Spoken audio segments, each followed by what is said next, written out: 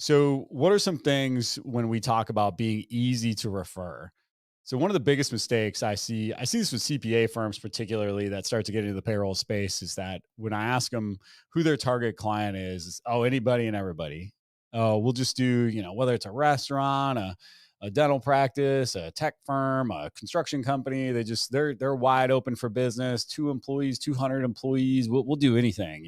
We're just here to do a great job. Well, to me, it's kind of funny because I was looking for a CPA firm to refer a client to last week.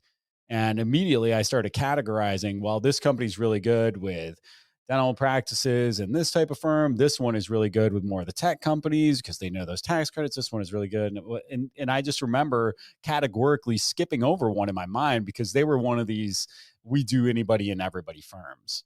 And to me, that means you do nobody, as far as I can tell. I want to know that I'm sending my clients to somebody who's a specialist and that they're going to know their unique business challenges. And that's the way that CPAs want to think about you, or your referral partners want to think about you, is that you're a specialist in these industries, whether that's simply, hey, we only work with folks with 25 employees or less. We only work with folks in this geography.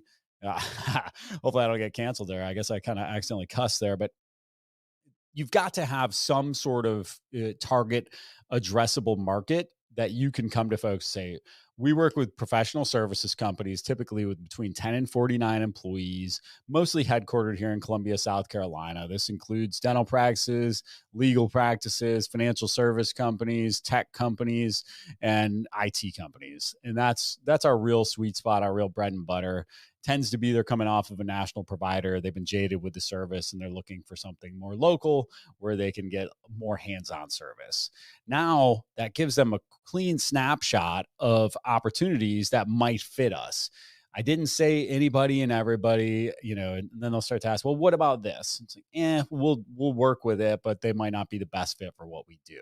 So, for example, we don't want to take on a lot of restaurants, a lot of construction companies. I mean, we're trying to mitigate risk as it relates to NSFs and as it relates to just the quality of life for our internal employees and the support interactions that they have.